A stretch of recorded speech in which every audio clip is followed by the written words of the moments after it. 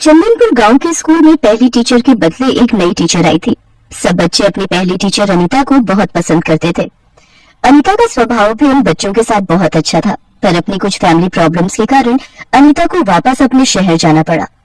नई टीचर का पहला दिन था। बच्चे लाइन लगाकर खड़े थे। हाँ, तो मेरा नाम है मंजुलिका। क्या नाम है मेरा? सभी बच्चे मंजुलिका का नाम दोहराते हैं। उनमें से एक बच्ची निशा नाम ठीक से नहीं ले पा रही थी। ए इधर आ लड़की, क्या नाम बुलाया तूने मेरा? मंजुलिका। निशा के ऐसे कहते ही सारे बच्चे जोर से हंस पड़े। ये देखकर मंजुलिका का पारा हाई हो गया। उसने हाथ पे पकड़ी डंडी जोर से निशा के हाथ पर मारी। निशा चिल्ला पड़ी और हंसते हुए बच्चे सहम गए। बड़ी हंसी आ रही थी ना? तुम सबको अभी बताती हूँ मैं। मंजुलिका सबको डंडे से बहुत पीटती है। बच्चों का रो रो कर बुरा हाल था। अगर किसी ने भी अपने घर जाकर ये कहा कि आज स्कूल में तुम सबकी पिटाई हुई है, तो फिर मुझसे बुरा कोई नहीं होगा, समझे? मंजुलिका के गुस्से से भरी लाल आंखों से बच्चे इतने सहम गए कि उनमें से कुछ बच्चों का तो बाथरूम में निकल गया। गरीब मासूम बच्चे मंजुलिका से डर गए थे।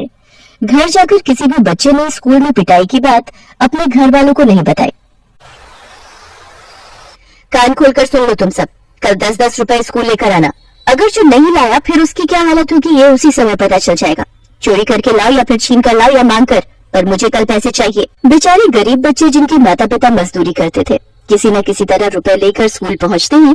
पर निशा बहुत ही गरीब बच्ची थी। उसके पिता नहीं थे और उसकी माँ मेहनत मजदूरी करती थी। माँ बीमार थी, इसलिए निशा पैसे नहीं मांग पाई और बिना पैसों के स्कूल पहुंची। कहाँ है तेरे पैसे? तुझे बोला था ना कि आज पैसे लेकर आने हैं, तो क्यों नहीं लाई? टीचर, मेरी माँ की तबीयत ठीक नहीं है, घर में पैसे नहीं थे, माँ मजदूरी पर नहीं गई। मैंने माँ को बोला था, पर माँ ने कहा कि वो आज नहीं दे सकती, 1-2 दिन बाद दे देंगी। मैं आपको 1-2 दिन तक दे दूंगी टीचर जी। चल फिर ठीक है, जब तक तू मुझे पैसे लाकर नहीं देती तो पूरा दिन धूप में खड़ी रहेगी। जा वहाँ धूप में जाकर खड़ी हो जा। मैडम जी, छोटी बच्ची है, माफ कर देना, बेचारी गरीब है। तुझे बड़ा तरस आ रहा है? करूँ तेरे खिलाफ रिपोर्ट? अभी तेरे को स्कूल से निकाल देंगे। बोल दूंगी तेरा काम ठीक नहीं है, तो स्कूल के बच्चों पर अत्याचार करता है। बोल चौधरी साहब को जाकर बोल दूं, क्योंकि तू ठहरा अनपढ़, तेरी बात तो कोई नहीं मानेगा, पर मैं तो पढ़ी लिखी हूँ, मेरी बात यहाँ पर सब सच मानेंगे। चल जा, मेरे लिए गरम गरम चाय लेकर आ। बेचारा गरीब चपरासी भी उस अत्याचारी टीचर मंजुलिका के खिलाफ कुछ नहीं कर सकता था। चपरासी दिनों जानता था कि मंजुलिका बहुत चालाक है, वो उसके ऊपर कोई भी गलत इल्जाम लगा सकती है, इसलिए वो चुप हो जाता है और बच्चों पर हो रहे अत्याचार सहन करता रहता है। निशा धूप में खड़ी रही। गर्मी का मौसम था। निशा की तबीयत बहुत खराब हो गई। उसे तेज बुखार चढ़ गया और वो स्कूल नहीं गई। ये बुखार की गोली समय समय पर देनी है। गर्मी का बुखार है, समय समय पर पानी पिलाना है, बच्ची को प्यासा नहीं रहने देना है, ठीक है? और कोई चिंता की बात नहीं है। गुड़िया रानी बहुत जल्दी ठीक हो जाएगी। ठीक है वैद्य जी। 2-3 दिन बाद जब निशा की तबीयत में सुधार आता है तो वो स्कूल पहुंचती है। 10 रुपए उसके हाथ में ही थी, क्योंकि वो जानती थी कि अगर वो पैसे नहीं ले गई तो टीचर उसको बहुत मारेगी और सजा देगी। मंजुलिका जी, ये घड़ों का इंतजाम मैंने कर दिया है। यहाँ पर ये 2 बड़े घड़े पानी के लिए रखवा दिए हैं। दीनू, इसमें ठंडा पानी भर दो, ताकि मंजुलिका जी को गर्मी में पढ़ाने में कोई दिक्कत ना आए। सामने घड़ा बच्चों के लिए भी रख दो। स्कूल में बच्चों को भी तो गर्मी और प्यास लगती है। शुक्रिया चौधरी साहब। गर्मी में सच में बहुत प्यास लगती थी। बार बार कुएं से पानी मंगवाना पड़ता था, और फिर बच्चे भी छोटे हैं, उन्हें भी बहुत प्यास लगती है। आपने ये ठीक किया। और कोई काम हो तो आप दीनू के हाथ कहलवा दीजिएगा। आखिर आप हमारे गांव के गरीब बच्चों को स्कूल में पढ़ा रही हैं। हमारे गांव के लिए इतना कर रही हैं तो हमारा भी कुछ फर्ज बनता है। आपको हमारे गांव के गरीब बच्चों को पढ़ाने के लिए भेजा गया है। ये बहुत बड़ी बात है, पर गांव का चौधरी होने के कारण मेरा भी तो फर्ज बनता है। चौधरी साहब के जाने के बाद मंजुलिका फिर से अपने रूम में आ जाती है। टीचर जी, ये आपने जो पैसे मंगाए थे वो लाई हूँ। ठीक है, कहाँ गए थे तू? 2-3 दिन से आई क्यों नहीं स्कूल? टीचर जी, मुझे बुखार हो गया था, इसलिए नहीं आई थी। चलो जल्दी से सारे बच्चे स्कूल की सफाई करो। कितना गंदा हो रहा है यहाँ, एक भी कूड़ा नजर नहीं आना चाहिए। चलो सब किताबें अपने बस्ते में रखो और स्कूल की सफाई के लिए शुरू हो जाओ। छोटे छोटे मासूम बच्चे हाथों में झाड़ू पोछा लिए पूरे स्कूल को साफ करने लगते हैं। जिन हाथों में किताबें होनी चाहिए उन हाथों में झाड़ू पोछा था, और ये सब अत्याचारी टीचर मंजुलिका के कारण था। मंजुलिका आराम से अपनी कुर्सी पर बैठी फल फ्रूट खा रही थी और बच्चे साफ सफाई कर रहे थे। कुछ भी कहो, चौधरी साहब के भेजे हुए आम और तरबूज हैं बड़े मीठे। ओह, अरे मेरी चप्पल फिर टूट गई। इधर आओ तुम सब में से मोची किसका बाप है? टीचर जी, मेरे बापू जूते पॉलिश करते हैं। अच्छा, ये तो बहुत बढ़िया बात है। ये हुई ना अच्छे बच्चों वाली बात। चल अब ये मेरी चप्पल आज घर ले जाना और अपने बापू से जुड़वा लाना। हाथ आगे कर। तो भी क्या याद रखेगा कि टीचर ने तुझे तरबूज खाने के लिए दिया है। ले पकड़ टुकड़ा। टीचर ये आपके मुंह का जूठा है, मुझे नहीं खाना। क्या कहा? नहीं खाना? झूठा खिला रही हूँ? अरे तुझ जैसे भिखारी गरीब के बच्चे को एक तो मैं दे रही हूँ, ऊपर से मुझे नखरे दिखा रहा है। अब तू पिटेगा, इतना पिटेगा कि तू हमेशा याद रखेगा। मंजुलिका ने डंडी उठाई और जोर जोर से बच्चे को पीटना शुरू कर दिया। बच्चा रोता रहा, चिल्लाता रहा, पर मंजुलिका ने उसकी दर्द भरी चीख नहीं सुनी। बच्चा दर्द से करा रहा था। गलती हो गई, छोड़ दो टीचर जी, माफ कर दो। किसी तरह चपरासी दिनू उस बच्चे को मंजुलिका से छुड़वा लेता है, पर दिनू बहुत परेशान हो चुका था। मंजुलिका ने हद पार कर दी थी। उसे समझ ही नहीं आ रहा था कि वो किस तरह से मंजुलिका की सच्चाई चौधरी और गांव के सब लोगों को बताए। बच्चे भी बहुत डरे हुए थे। और फिर एक सुबह, अरे आज दूसरी घड़ी में तो पानी ही नहीं है, बहुत प्यास लग रही है। वो दूसरी घड़ी में देखते हैं, शायद उसमें पानी होगा। दोनों बच्चियां दूसरी घड़ी से पानी लेने के लिए जाने लगती हैं, पर जैसे निशा घड़े को हाथ लगाने लगती है, अचानक से मंजुलिका वहां आ जाती है और निशा का गला दबा देती है। टीचर जी छोड़ो मेरा गला, दुख रहा है, मेरा दम घुट रहा है। मेरे से बिना पूछे गरीब भिखारी अछूत घड़े को हाथ लगाती है, आज तेरी खैर नहीं। तभी दिनू के साथ गांव के चौधरी साहब और बाकी गांव वाले भी आ जाते हैं, जिनमें निशा की माँ भी होती है। छोड़ो उस लड़की को, छोड़ो उसे। चौधरी साहब अब आप? अरे मैं तो। तभी निशा की माँ मंजुलिका को जोरदार थप्पड़ लगाती है। निशा अपनी माँ से लिपट कर रोने लगती है। माँ ये टीचर बहुत गंदी है, हमें बहुत मारती है माँ। मेरी बच्ची। ललन, इंस्पेक्टर साहब को फोन मिला, इस टीचर को कड़ी से कड़ी सजा होगी। माफ कर दीजिए चौधरी साहब, आइंदा ऐसा नहीं करूंगी। चौधरी साहब, कब से सोच रहा था कि इस अत्याचारी टीचर की शिकायत करूं। पता नहीं भगवान ने मुझे कहां से हिम्मत दे दी और मैंने आपको कल रात सब कुछ सच सच बता दिया। आपकी आंखों के सामने गुनहगार है चौधरी साहब। इन गरीब मासूम बच्चों पर बहुत अत्याचार हुआ है। कहते कहते दिनू रो पड़ता है। आज उसने हिम्मत की और गांव के गरीब बच्चों को एक अत्याचारी टीचर से मुक्ति दिला दी। मंजुलिका को सजा हो जाती है और उसके सारे सर्टिफिकेट छीन लिए जाते हैं। उसके क्रूर और अत्याचारी स्वभाव के कारण आज उससे एक टीचर का पद छिन जाता है।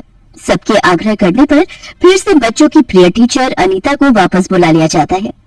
अनीता भी जब बच्चों के साथ हुए अत्याचार के बारे में सुनती है तो उसकी भी आंखें भर आती हैं।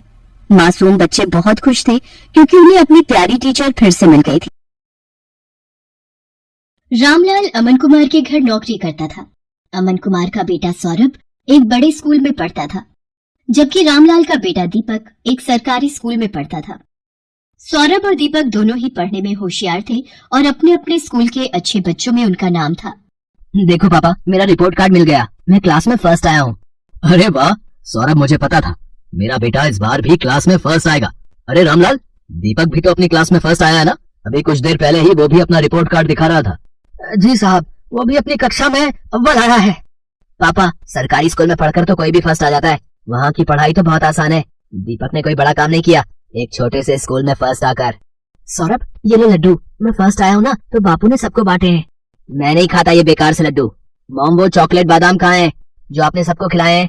मेरे पापा तुम्हारे बापू की तरह सस्ते लड्डू नहीं लाते, वो तो चॉकलेट ड्राई फ्रूट लाए हैं। और ज्यादा इतराने की जरूरत नहीं है, तुम हमारे नौकर के बेटे हो, जितनी मर्जी कोशिश कर ले तो मेरी बराबरी नहीं कर सकता। सौरभ बेटा ऐसे नहीं बोलते, दीपक भी अच्छा बच्चा है। माँ, मुझे दीपक एक आंख नहीं भाता, मेरे सामने पापा उसकी तारीफ करते रहते हैं, मुझे बिल्कुल अच्छा नहीं लगता। मैं कपिल के घर खेलने जा रहा हूँ। सौरभ को दीपक से नफरत थी। दीपक भी उसकी तरह पढ़ाई में बहुत अच्छा था। ये बात सुनकर सौरभ और गुस्से में आ जाता है। सौरभ कपिल के घर खेलने चला जाता है। क्या हुआ सौरभ, आज तू बड़ा गुस्से में है? मैं दीपक से नफरत करता हूँ। आज मैं जब पापा को अपना रिपोर्ट कार्ड दिखा रहा था तो दीपक ने भी अपना रिपोर्ट कार्ड दिखाया, वो भी मेरी तरह फर्स्ट आया है। फिर तुम ही बताओ, फिर पापा उसकी भी तारीफ करने लगे, वो हमारे नौकर का बेटा है, ये बात मुझे उसे समझानी होगी। अरे तू चिंता क्यों करता है, सब ठीक हो जाएगा। अच्छा सुन, कल दोपहर में सारे दोस्त गेम में पैसे लगा रहे हैं, तू कितने लगाएगा? मेरी तरफ से 200 रुपए लगा दे। अरे तू फिर से अपनी मम्मी के बैंक अकाउंट से 200 रुपए लेगा तो तेरी मम्मी गुस्सा नहीं करेंगी? मेरे पापा बहुत रिच है, मेरे पास पैसों की कमी नहीं है। मेरे मम्मी पापा मुझसे कुछ नहीं कहते हैं क्योंकि मैं स्कूल में हमेशा फर्स्ट आता हूँ। सौरभ को गेम पर पैसा लगाने की आदत पड़ गई थी। वो आए दिन अपने दोस्त कपिल और बाकी दोस्तों के साथ ऑनलाइन गेम खेलता और उस पर पैसे लगाता। सौरभ पढ़ाई में अच्छा था, इसलिए उसकी मम्मी भी उसे अकाउंट से पैसे लेने के लिए कुछ नहीं कहती थी। सौरभ, तुमने मॉम के अकाउंट से आज फिर 200 रुपए निकाले हैं। पापा वो मेरा ऑनलाइन ग्रुप गेम चल रहा है ना, तो उसी के लिए चाहिए थे। अरे मुझे पता है, सौरभ ने मुझे बता दिया था कि वो 200 रुपए ऐड कर रहा है। बेकार में गुस्सा होते रहते हो मेरे लाल पर। वो तो ठीक है संध्या, पर चलिए आप नाश्ता कीजिए, बच्चे हैं आपस में लगे रहते हैं। संध्या अमन की बातों पर ध्यान नहीं देती। सौरभ को गेम खेलने की आदत पड़ती जा रही थी। एग्जाम भी नजदीक आ रहे थे। एक दिन, सौरभ क्या बात है, आजकल लग रहा है तुम पढ़ाई पर ध्यान नहीं दे रहे हो। तुम्हारी मैम का फोन आया था, तुम 2 दिन से ट्यूशन में लेट पहुंच रहे हो। मम्मी वो एग्जाम आ रहे हैं ना, तो मैं कपिल के घर बैठकर पढ़ाई करता हूँ। हम दोनों साथ में ही ट्यूशन जाते हैं, तो पढ़ते हुए समय का पता ही नहीं चलता। अच्छा ये बात है, तुम कपिल के घर बैठकर एक्स्ट्रा टाइम में पढ़ाई कर रहे हो, ये बहुत अच्छी बात है।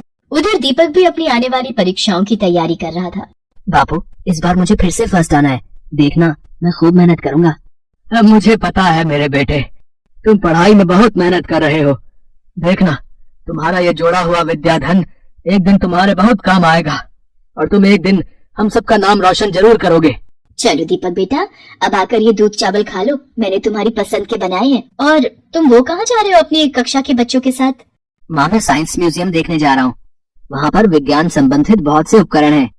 टीचर बता रही थी हमें वहाँ जाने से बहुत कुछ सीखने को मिलेगा। अच्छा ये तो बहुत अच्छी बात है। दीपक स्कूल के बच्चों के साथ साइंस म्यूजियम देखने जाता है। वहाँ उसे प्राइवेट स्कूल के बच्चे भी दिखाई देते हैं, जिनमें सौरभ भी होता है। सौरभ ये तो वही लड़का है जो कई बार तेरे घर पर भी देखा है। अरे ये हमारे नौकर रामलाल का ही तो लड़का है, गरीब नौकर का बेटा है ये। हाँ ये नौकर का बेटा है, फिर तो ये भी नौकर हुआ। सब बच्चे दीपक पर हंसने लगते हैं। दीपक घर आकर सुस्त और उदास हो जाता है। बापू सब बच्चे मुझे नौकर का बेटा कहकर चिढ़ा रहे थे, सब बच्चे मेरे ऊपर हंस रहे थे। अरे मेरे बच्चे, तू इतनी सी बात पर बुरा मान गया। मैं तुझे तभी तो पढ़ा लिखा कर बढ़ा रहा हूँ, ताकि तू पढ़ लिख कर बड़ा आदमी बन सके और पैसे कमा सके। रामलाल की बातों को सुनकर दीपक में हिम्मत आ जाती है और वो खुश हो जाता है और खूब मन लगाकर पढ़ाई करने लगता है। अगले दिन दीपक स्कूल जाता है तो उसकी टीचर उसे कक्षा में पूरे साल अच्छा करने के लिए पुरस्कार देती है। दीपक ने पूरे साल बहुत मेहनत करके अव्वल स्थान पाया है, इसलिए दीपक को स्कूल की तरफ से कक्षा में best student of the year का अवार्ड दिया जा रहा है। और मैं जानती हूँ कि फाइनल एग्जाम जो आने वाले हैं, दीपक उसमें भी फर्स्ट क्लास पास होने की पूरी कोशिश में लगा होगा। Thank you ma'am. सब बच्चे तालियां बजाकर दीपक की प्रशंसा करते हैं। घर आकर दीपक अपने बापू और माँ को सारी बात बताता है। अरे वाह, ये तो बहुत सुंदर पुरस्कार है। जीते रहो मेरे बच्चे। बापू मैं ये पुरस्कार अमन अंकल को दिखाकर उनका आशीर्वाद लेना चाहता हूँ। ठीक है बेटा, चल तू उनका भी आशीर्वाद ले ले। संध्या, तुम्हारे बैंक अकाउंट से 1 लाख रुपए निकल गए और तुम्हें पता तक नहीं। मैं भला इतने पैसे एक साथ कहाँ खर्च करूंगी, मुझे भी कुछ समझ नहीं आ रहा ये सब कैसे हो गया। रुको, मैंने बैंक से सारी डिटेल निकलवाई है, बैंक की तरफ से ही फोन है। अमन बैंक वालों से फोन पर बात करने लगता है। रामलाल और दीपक भी वहीं खड़े थे। हो गया सत्यानाश, और दो लाडले को मोबाइल फोन। तुम्हारे बेटे ने बेवकूफी में 1 लाख रुपए न जाने किसी ऑनलाइन गेम में लगा दिए। अब भुगतो। और है कहाँ ये सौरभ? वो तो अपने दोस्त कपिल के साथ ट्यूशन गया है।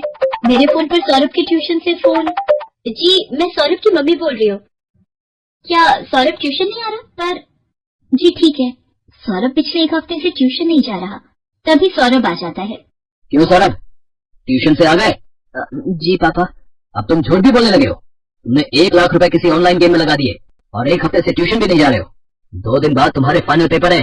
Papa mummy I am sorry, मैं कपिल के बहकावे में आ गया था और उसी की वजह से आज मैं स्कूल टेस्ट पेपर में भी पहली बार फेल हो गया। अरे रामलाल, तुम कब आए? और दीपक बेटा, ये तुम्हारे हाथ में क्या है? जी ये वो आज मुझे स्कूल में बेस्ट स्टूडेंट का अवार्ड मिला, तो आपका आशीर्वाद लेने आ गया। जीते रहो बेटा, खूब तरक्की करो। अमन दीपक को आशीर्वाद देकर चुपचाप अपने कमरे में चला जाता है। पापा क्या मैं अंदर आ सकता हूँ? मुझे अभी तुमसे कोई बात नहीं करनी सौरभ, अपने रूम में जाओ। मम्मी पापा मेरे से नाराज है, वो मेरे से बात नहीं कर रहे। सौरभ, अगर तुम्हें सच में अपनी गलती का एहसास है तो अपनी गलती को सुधारो, फिर तुम्हारे पापा का गुस्सा ठंडा हो जाएगा। मुझे पता है मम्मी, मुझे क्या करना है। सौरभ ने अब कपिल और उसके दोस्तों के साथ गेम खेलना बंद कर दिया और खूब मन लगाकर पढ़ने लगा। पर 2 दिन बाद उसका मैथ्स का पेपर था। उसने ट्यूशन की बहुत छुट्टियां ले ली थी और उसका कोर्स अभी बहुत बाकी रह गया था। मम्मी मेरा बहुत सारा सिलेबस अभी रिवीजन के लिए बाकी है, मैं कैसे कर पाऊंगा? कुछ सवाल तो मुझे समझ में नहीं आ रहे। सौरभ, तुम एक काम क्यों नहीं करते? दीपक की मैथ्स बहुत अच्छी है, उसके मार्क्स भी बहुत अच्छे आते हैं और मैंने सुना है अब तो सरकारी स्कूल की पढ़ाई भी बहुत अच्छी हो गई है और प्राइवेट स्कूल की किताबें और सरकारी स्कूल की किताबें एक जैसे कोर्स की पढ़ाई जाती हैं। मम्मी, क्या दीपक मेरी मदद करेगा? मैंने हमेशा उसके साथ गलत व्यवहार किया है। कोई बात नहीं, पर अब तुम्हें अपनी गलती का एहसास है, ये बहुत बड़ी बात है। रामलाल, दीपक को जरा बुला लाओ, सौरभ को मैथ्स में उसकी सहायता चाहिए। हाँ हाँ मालकिन, मैं अभी बुला लाता हूँ। सौरभ दीपक की सहायता से मैथ्स के पेपर की तैयारी करता है और बाकी सभी विषयों में भी सौरभ अब दीपक के साथ ही पढ़ने लगा। सौरभ भी दीपक की तरह अपने स्कूल में फर्स्ट आता है। सौरभ, तुम्हारा रिजल्ट देखकर मैं आज बहुत खुश हूँ। पापा, ये सब दीपक की वजह से ही हुआ है। इसने मेरी एग्जाम के दिनों में बहुत हेल्प की। थैंक यू दीपक। रामलाल, तुम्हारा बेटा दीपक बहुत होनहार है। देखना ये एक दिन जरूर बड़ा आदमी बनेगा। अमन अंकल, एक दिन मैं भी आपकी तरह ही बड़ा बिजनेसमैन बनूंगा। दीपक की बातों को सुनकर रामलाल की आंखों में खुशी के आंसू आ जाते हैं और वो दीपक को गले से लगा लेते